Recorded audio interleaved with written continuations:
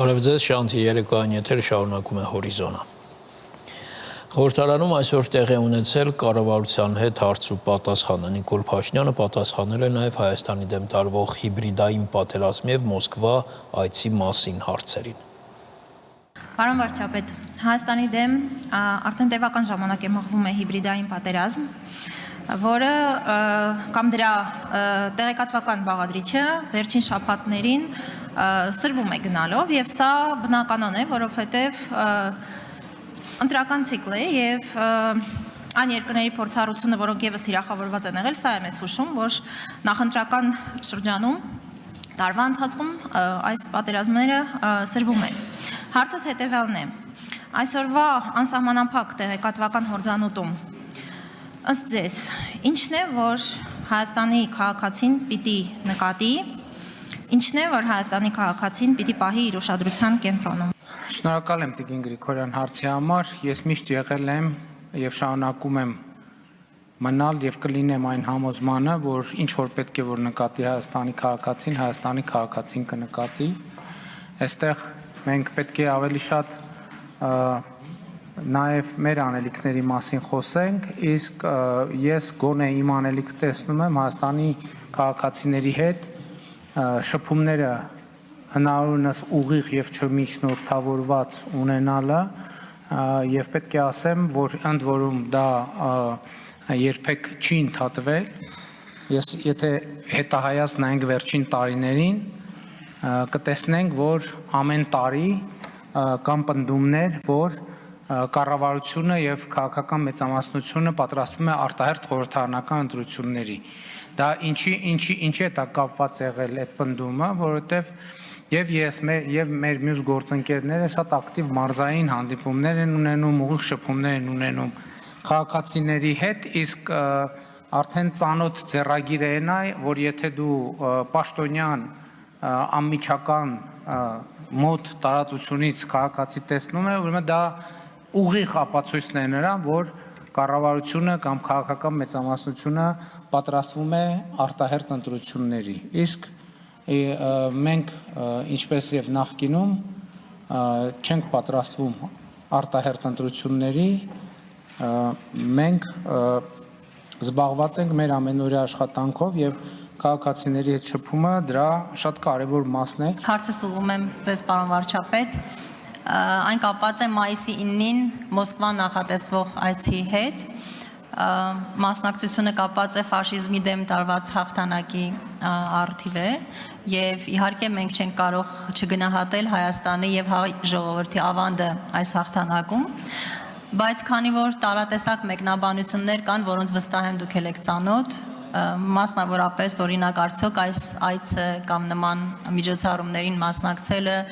չեն վնասի մեր հարաբերությունները արևմուտքի հետ եւ այլն, կխնդրեի ձեր մեկնաբանությունները այս հարցի շուրջ։ Նախ ուզում եմ հաստատել, որ ես մասնակցելու եմ, որովհետեւ կարծում եմ պիտի որ հայտնի լիներ կամ եթե հայտնի չի եղել, ես ընդունել եմ Ռուսաստանի Դաշնության նախագահի հրավերը մասնակցելու միջոցառումներին։ Երկրորդ մասով ուզում եմ ասել, որ մենք հրապարակային ենք արտահայտել, որ մենք բալանսավորված եւ բալանսավորման արտաքին քաղաքականություն ենք որդեգրել եւ այդ քաղաքականության մեջ չի մտնում ամենևին, որ մենք մեի ուղղությամբ մեր հարաբերությունները կառուցելու ենք ի հաշիվ մեր այլ հարաբերությունների կամ առավել եւս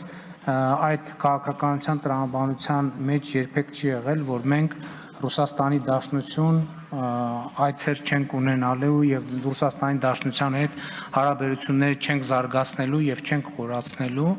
Ինձ համար ճիշտն ասած այդքան էլ հասկանալի չեն այդ մեկնաբանությունները, որովհետեւ բացի իհարկե միջոցառումը շատ կարեւոր է, նաեւ երկրորդ աշխարհամարտում տարած հաղթանակի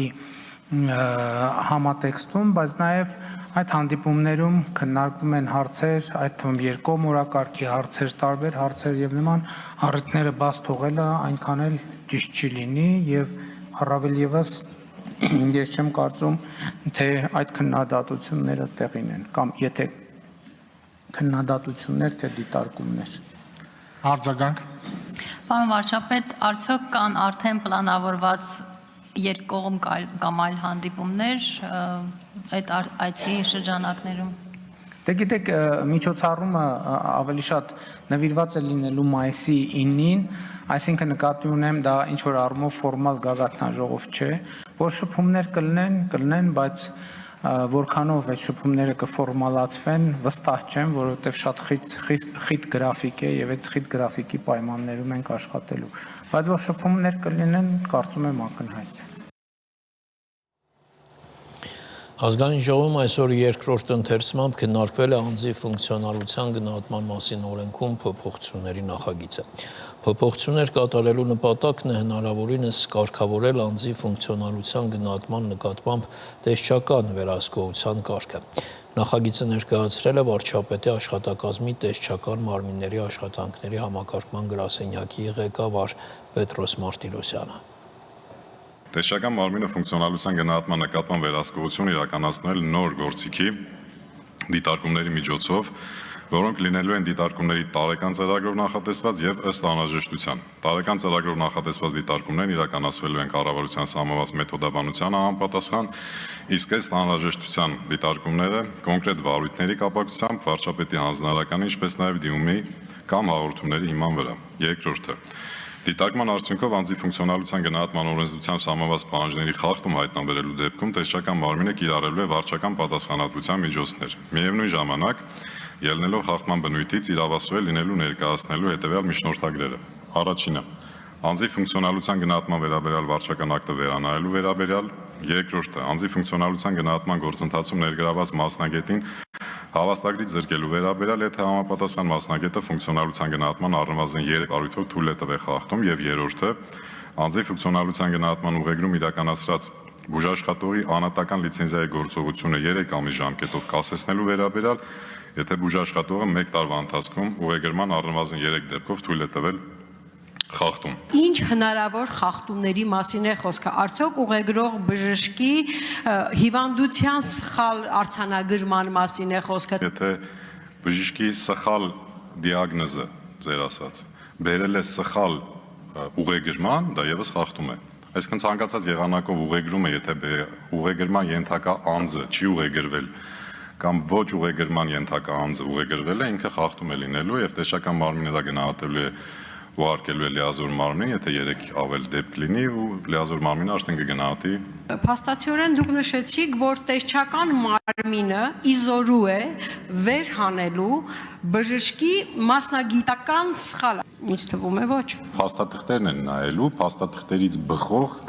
նաեւ գործողություններ են կատարվելու, ոչ թե մասնագիտական գիտելիքներն են վերհանվելու բժշկի։ Վարույթները ստուգելու համար ես կարծում եմ, որ պետք է նաև պրոֆեսիոնալ բժշկական մասնագետների կարծիք, եզրակացություն։ Դուք արդյոք ունեք բժշկական այդպիսի անձնակազմ, որը կարող է գնահատել մեկ այլ բժշկի տված ուղեգիրը կամ, չգիտեմ, եզրակացությունը, ով է գնահատականը տալու, դա բժշկական ուղեգիրը տված համապատասխանում է այդ հիվանդության ցանկին կամ չի համապատասխանում, եւ եթե չունեք, դա նշանակում է, որ դուք գրեթե բոլոր վարույթներով պետք է նշանակեք փորձաքննություն։ Հարգելի գործընկերներ, երկրորդ ընթերցումով քննարկում ենք այս հարցը եւ նույն ըստ կարծիքներն ենք լսում, ինչ որ առաջին ընթերցման ժամանակ, որոնց բազմիցս արձագանքել ենք։ Տեսչական մարմինը բժիշկների մասնագիտական գործունեությունը չի ստուգելու։ Վերջակետ, հարգելի գործընկերներ։ Հունաստան կատարած աշխատանքային այցի շրջանակներում պաշտպանության նախարար Սուրեն Պապիկյանը հանդիպել է Կիպրոսի պաշտպանության նախարար Վասիլիս Պալմասի հետ։ Քննարկվել են պաշտպանության բնագավառում Հայաստան-Կիպրոս համագործակցությանը վերաբերող հարցեր, նախարարները անդրադարձել են նաև տարածաշրջանային եւ միջազգային անվտանգությանը առնչվող հարցերի։ Ավարտվեց օրիզոնի այս թողարկումը, կվերադառնանք կարճ դադարից հետո։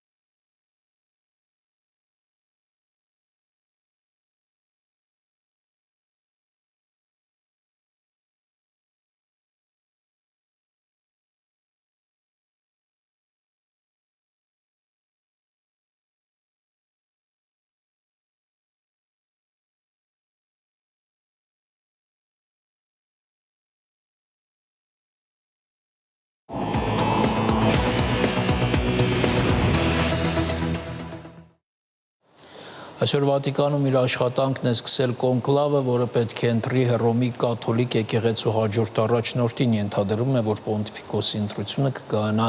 մի քանի փուլով, շարունակենք Արտյոմ Մերկանյանի հետ, նախ Արտյոմ հիշեցնենք ընթացակարգ այս ընտրությունների։ Այսօր առավոտյան կարդինալների կոլեգիայի անդամները նախ հանդիսավոր պատարագ անցկացրեցին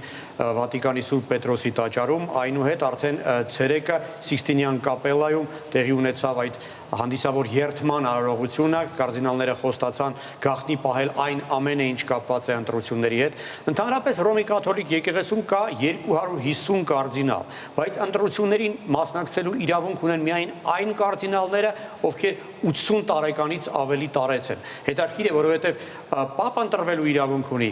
ցանկացած մեկը եւ տարիքը այստեղ նշանակություն չունի, բայց ընտրողների համար կարևոր է, որ լինի տարեց։ Եվ Երևանի ժամանակով ժամը 16:30-ին սկսվեց ընտրությունների առաջին փուլը։ Ըստ ավանդույթի առաջին օրը միայն մի փուլ է ընտրությունների լինում, իսկ հաջորդ օրերին արդեն օրեկան 4 փուլ է լինում։ Մեկուսացած են կարդինալները, այսինքն փակ դռների ետևում եւ մեկուսացած կմնան այնքան ժամանակ, մինչև չկարողանան ընտրել Հռոմի կաթոլիկ եկեղեցու 367-րդ առաջնորդին։ Տարբեր ժամանակ տարբեր կերպ է եղել է, որ առաջին իսկ փուլով ընտրությունը հաջողվել է, մի քանի անգամ է ընդամենը պատմության մեջ այդպիսի բան եղել։ Իսկ եղել է, որ ավելի քան 2 տարի չեն կարողացել Հռոմի պապ ընտրել։ Իսկ սովորաբար ընդամենը 1 շաբաթվա ընթացքում, 2-3 օրերի ընթացքում է դա լինում, օրինակ նախորդ ընտրությունները, եթե չեմ սխալվում, երկրորդ օրը արդեն հայտնի դարձավ ընտրված Հռոմի պապը, դե իսկ հանրությունը հավատացյալները կիմանան Հռոմի պապի ընտրության մասին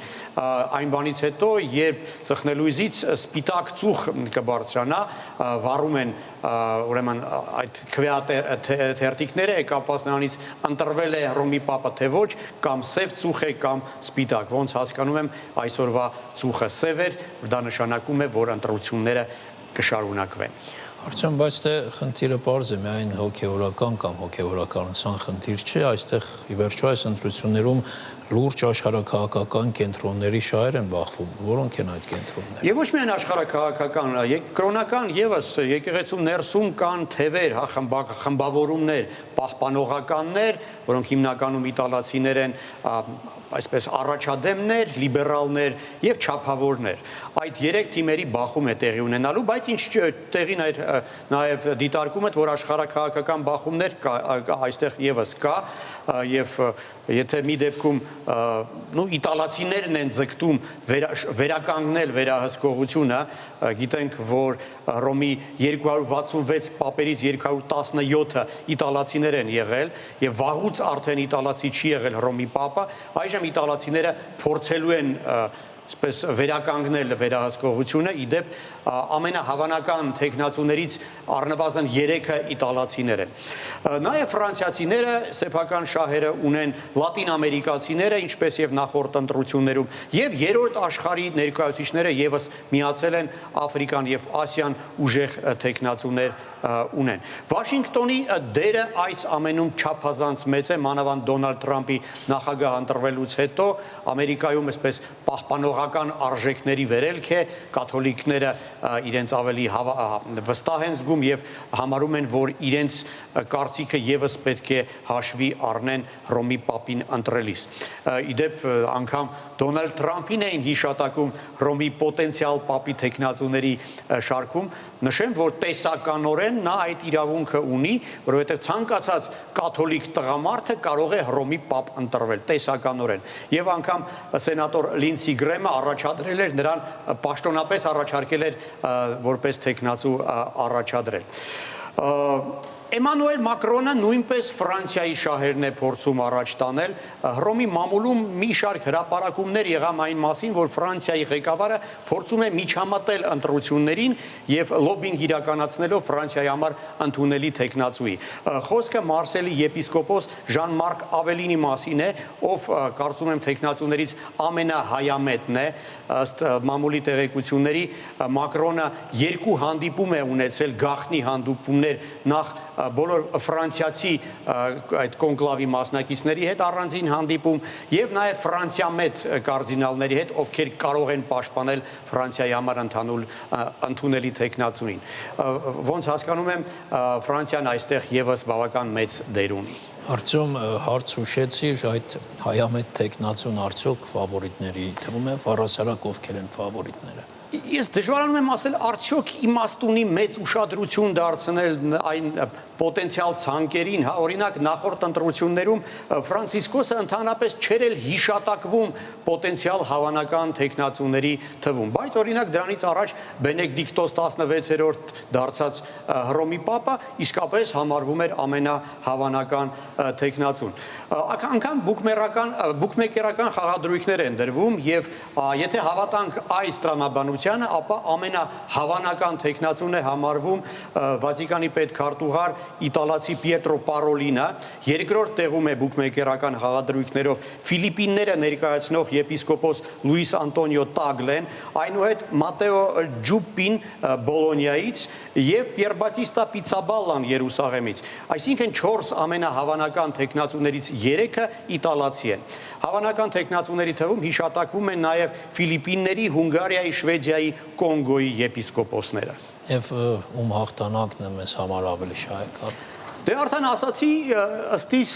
մեզ համար ամենաընդունելի տեխնացուն կլիներ Մարսելի եպիսկոպոս ազգության Ֆրանսիացի Ժան-Մարկ Ավելինը, 66-ամյա այդ եպիսկոպոսին շատ են հարգում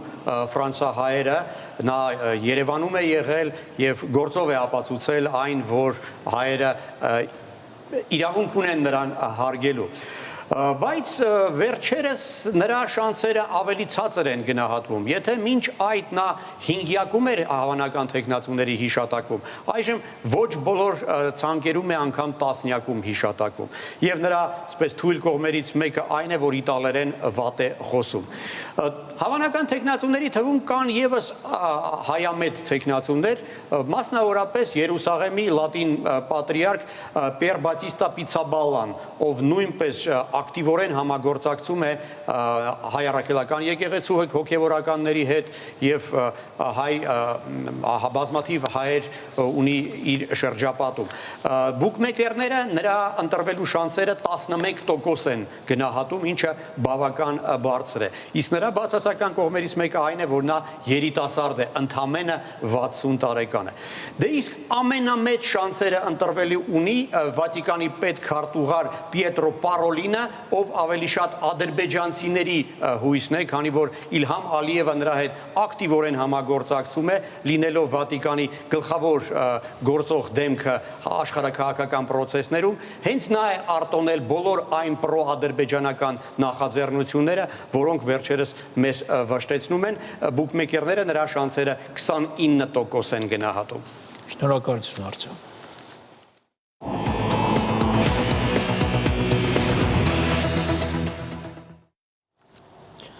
Անցած գիշեր ռազմական գործողություններ են սկսվել Հնդկաստանի եւ Պակիստանի միջև, երկու կողմերն էլ հայտնել են զոհերի մասին։ Միջազգային հանրությունը կոչ է արել խուսափել ռազմական գործողությունները ընդլայնելու փորձերից։ Քաշմիրի պակիստանյան հսկողության տակ գտնվող տարածքում հրթիռային հարվածների մասին Հնդկաստանը հենց ինքը հայտնեց։ Սինդուր այդպես է կոչվում ռազմական օպերացիան, որը սկսել է Հնդկաստանը մի շարք հրթիռներ արձակելով Քաշմիրի պակիստանյան հսկողության տակ գտնվող տարածքում։ Հնդկաստանի կողմի տեղեկություններով թիրախում եղել են իսլամական ահաբեկչական խմբավորումները, ըստ այդմ 9 թիրախ է խոցվել։ Հնդկաստանի այս հարվածները հետևեցին Քաշմիրի հնդկական հատվածում տեղի ունեցած զինված հարձակմանը, որի մեջ Հնդկաստանը մեղադրեց Պակիստանին, թեև Պակիստանը հերքեց այն։ Պակիստանը նշում է այժմ, որ հարված հասցվել է ոչ թե ահաբեկիչներին, այլ քաղաքացիական բնակչությանը եւ պատերազմական ակտ է անվանել տեղի ունեցածը։ Պակիստանի վարչապետը հայտարարել է, թե իրենք անպայման պատասխան կտան։ Ավելի ուշ պակիստանյան կողմը հայտարարել է, թե հնդկական 5 ռազմական օդանավ է խոցել։ Բացի դրանից հրետանային կրակ է բացել։ Մինչ այդ Պակիստանը տեղեկացրել էր ՄԱԿ-ի անվտանգության խորհրդին, որ պատասխանելու իրավունք է վերապահում իրեն։ Հնդկապակիստանյան լարվածության ծավալները կանխելու ռազմական գործողությունների մասշտաբի ընդլայնումը նվազեցնելու համար Միացյալ Նահանգները, Ռուսաստանը, ՄԱԿ-ը կոչ են անում Հնդկաստանին ու Պակիստանին զերծ մնալ ռազմական գործողություններից։ Իրանը առավել ակտիվ դերակատարում է ստանձնել եւ միջնորդելու պատրաստակամություն հայտնել։ Մասնավորապես Իրանի արտաքին գործերի նախարար Սայեդ Աբբաս Արաղչին այսօր Հնդկաստան է մեկնում նախագահի եւ արտաքին գործերի նախարարի հետ քննարկելու ստեղծված իրավիճակը։ Այս շաբաթ նա արդեն եղել էր Պակիստանում, հանդիպելով այս երկրի բարձրագույն պաշտոնյաների հետ։ Ճիշտ է, ըստ պաշտոնական հաղորդագրությունների հիմնականում Պակիստան-Իրան հարաբերություններն էին քննարկվել, սակայն հնդկապակիստանյան լարվածությանը եւս անդրադարձ է եղել։ BBC-ի վերլուծաբանը նկատել է, որ այն, որ Հնդկաստանը կարող է ռազմական գործողություններ իրականացնել, սպասելի էր, բայց մասնագետներին ավելի շատ զարմացրել է Պակիստանի ուղղությամբ հրթիռային հարվածների ինտենսիվությունը։ Պակիստանը սպառնում է պատասխանել, բայց ամեն ինչ կախված է Հնդկաստանի ռեակցիայից։ Ըստ վերլուծաբանի, երկու կողմերն էլ ցանկանում են ցույց տալ, որ վճռական են տրամադրված, եւ միաժամանակ մտածում են, որ կարող են ռազմական գործողությունները հսկողության տակ պահել, սակայն բուն գործողությունները կարող են անկանխատեսելի ընթացք ունենալ։ Քրիստիան Լագուլյան, Հորիզոն։ Սիրիայի առաջնորդ Ահմեդ Ալ-Շարան այսօր մեկնել է Փարիզ, երկրում Բաշար Ալ-Ասադի վարչակազմի տապալումից հետո իշխանության եկած նոր առաջնորդի առաջին հայցն է Եվրոպա, այնտեղ է ունենում Սիրիայում ազգային եւ կրոնական փոքրամասնությունների նկատմամբ վերջին շրջանում սկսված բռնությունների ֆոնին։ Շարան բանակցություններ է վարում Ֆրանսիայի նախագահ Էմանուել Մակրոնի հետ, նամակից Փարիզ մեկնելու թույլտվություններ ստացել, քանի որ պատժամիջոցների ցուցակում է դեռ գտնվում նախկինում իսլամիստական զինված խմբավորում Հայաթ Թահրիր Ալ-Շամը ղեկավարելու պատճառով։ Ֆրանսիական կողմի փոխանցմամբ երկու երկրների ղեկավարները քննարկում են, թե ինչպես ապահովել Սիրիայի ինքնիշխանությունն ու անվտանգությունը։ Վարչապետի աշխատակազմի ղեկավար ազգային փոքրամասնությունների հարցերով խորհրդի նախագահ Արայք Հարությունյանը այցելել է Արագածոտնի մարզի ազգային փոքրամասնությունների բնակավայրեր, ցանոթացել իրականացված եւ ընթացիկ ծրագրերին։ Հարությունյանը եղել է Ալագյազում կառուցվող մոդուլային տիպի մանկապարտեզում, ցանոթացել է Ճարճակիս գյուղի կրթահամալիրի կառուցման աշխատանքներին, նա նաև հանդիպումներ է ունեցել Ալագյազ, Ճարճակիս, Շամիրան բնակավայրերի բնակիչների հետ։ Հարությունյանը նշել է, որ բավականին լուրջ աշխատանքներ են տարվում ազգային փոքրամասնությունների հարցերի հասցեագրման ուղղությամբ, ընդգծել է, որ կառավարությունը համայնքների հավասար զարգացմանը մեծ կարևորություն է տալիս։ Բուհերի ընդունելության միասնական քննությունների երկրորդ փուլի հայտագրման ժամանակահատվածում բոլոր դիմորդները այս տարի պարտավոր են նշել բուհը, մասնագիտությունը, իսկ եթե ցանկանում են հանձնել նաև ներբուհական քննություններ, պետք է նշեն նաև այդ քննությունները։ Այս մասին այսօր տեղեկացրել է գնահատման եւ թեստավորման կենտրոնի տնօրենի տեղակալը։ Այսօրվա դրությամբ մենք դերևս ունենք 4 օր, ավարտում է հայտագրման գործընթացը մայիսի 10-ին եւ օրեցօր նկատում ենք, որ ամենօրյա դիմորդների թիվը ավելի են շատանում։ Եթե 2024 թվականին, 1925 թվականի հունվարի մենք ունեցել ենք 11608 դիմորդ, ապա այսօր արդեն ունենք 12820 դիմորդ եւ սա փոփոխական է, ամեն րոպե, ամեն վայրկյան փոխվում է թիվը։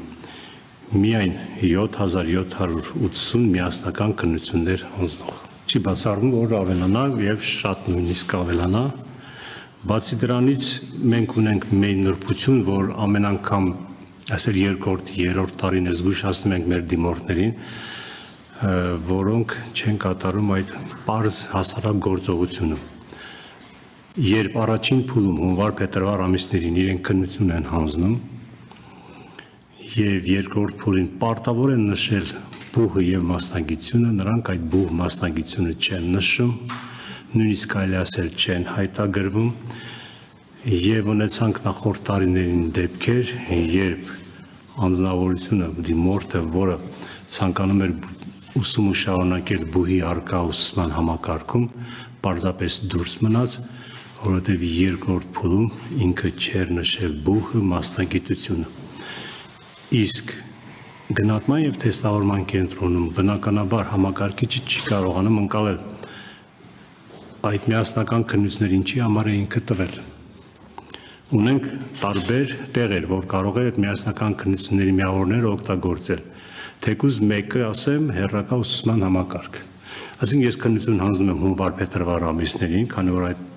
ժամանակահատվածում ավելի լավ եմ պարապել, ավելի լավ եմ ինձ զգում, հանձնում եմ քննությունը, բավարարում եմ գնահատականներով եւ այլևս քննություն չեմ հանձնում, իմ քննության գնահատականները օգտագործելու եմ հերրակա ուսուցման համակարգում։ Համակարգիչը հասկանում է այդպես. կամ ունենք բուհեր, մասնագիտություններ, որոնք գնահատման եւ տեստավորման կենտրոնի մրցույթային համակարգով չեն կապվում արդյունքները։ Օրինակ Վազգեն Սարգսյան համալսարանը, այնտեղ բնականաբար մենք մրցույթը կազմակերպում է բուհը։ Այդ իսկ պատճառով ես խնդրում եմ, այսօր մենք ունենք 4240 դիմորդ, որոնք ունեն գնահատականներ, նշել են գնահատականները, բայց չեն նշել բուհը մասնագիտությունը։ Հորդորում եմ, պահանջում եմ, նաև խնդրում եմ, որ այս 4 օրվա ընթացքում անպայման ընտրեն բուհը, ընտրեն մասնագիտությունը։ Առայժմ այսքանը, կհանդիպենք ժամը 22-ին։